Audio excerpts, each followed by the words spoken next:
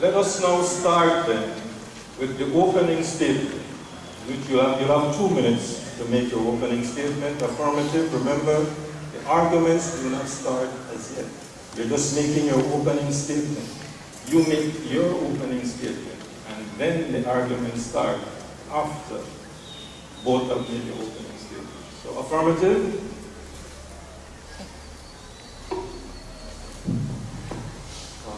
Good morning to our moderator, Dr.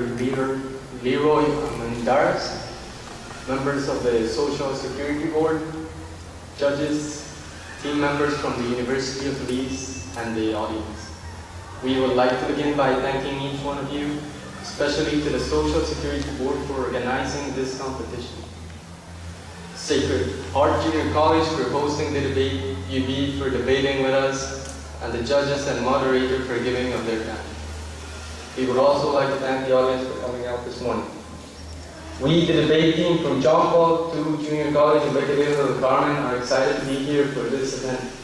My name is Daniel Rivera, and my teammates are Cynthia Benio and Christian Panti.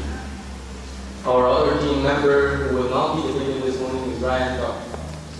For our affirmative stance, we will be taking into consideration how to define the resolution and also what we think is the growth in virtue and its importance in parenting and raising a child.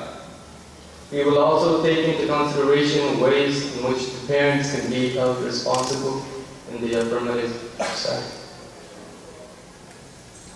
Thank you.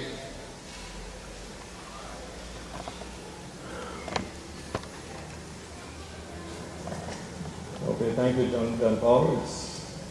You'll be your opening statement. Good morning, our worthy opponents, judges, SSB officials, and fellow students, Mr. Moderator, Dr. Leroy Amandaras.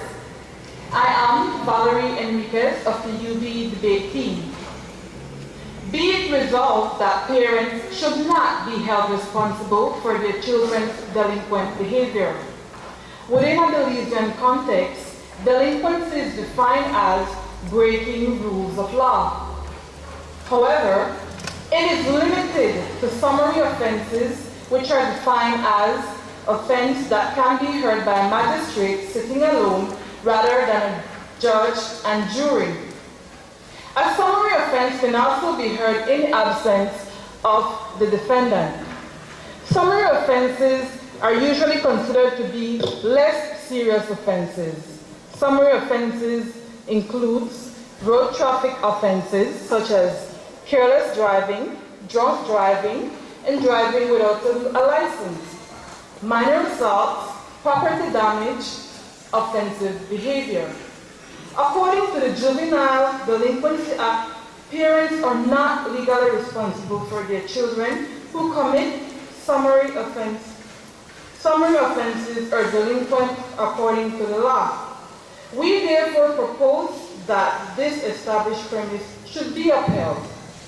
We will prove firstly that if we fail to address the issue of young offenders by taking strong correctional action, we will have a society that is plagued by more and more violent criminal activity. It has been established that without consequences, individuals will not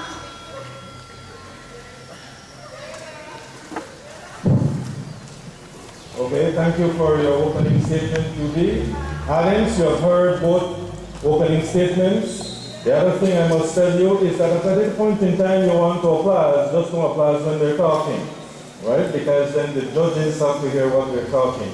But that's your way of participating, and at the end, there will be an opportunity where you can participate as an effective member of the debate, if you will, because you'll be able to ask questions when it's said. Let me just repeat the topic again.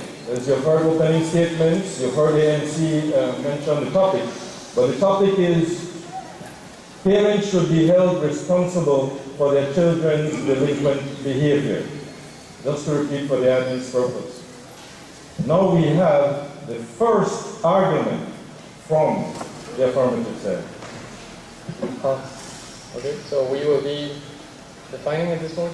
Resolved, parents should be held responsible for their children's delinquent behavior.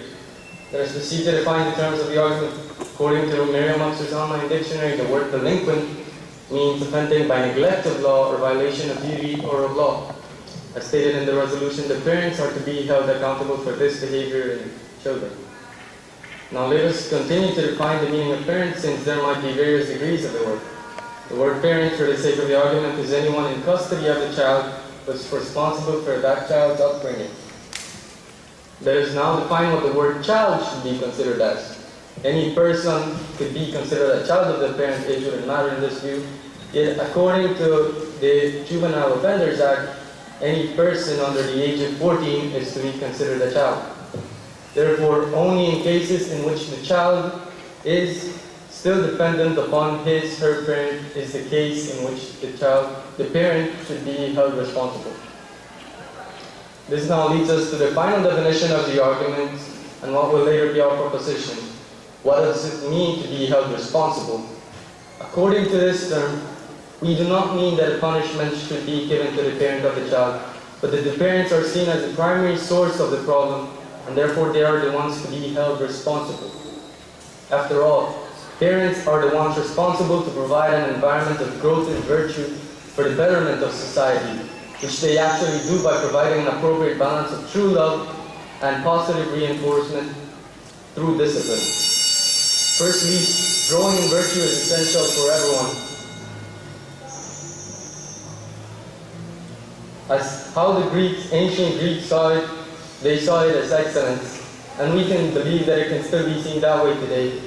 Having the ability to raise children with virtue would definitely improve our society, because virtue allows a person to understand what is right and wrong and teaches that right is always the best option. The children are not capable of learning to do right by their own means, and therefore parents, who are the official supervisors and educators, are the ones responsible to teach them this habit of doing the good and to provide them this environment of virtue. The discipline that the parents give to their children with true love make children better capable of growing to become virtuous people, not delinquent. There are so many families afflicted with hatred and sufferings because of parents who weren't able of showing the right paths to their children since their early infancy. Just in 2008, the police records show that about 194 children are apprehended for crimes ranging from wounding to rape and from use of drugs and firearms. Some children just become spoiled because his or her parents aren't capable of giving the discipline and education that they need. Therefore, parents are seen as the main source of the delinquent behavior in some children because they have failed to teach them in a loving way. Okay, thank you.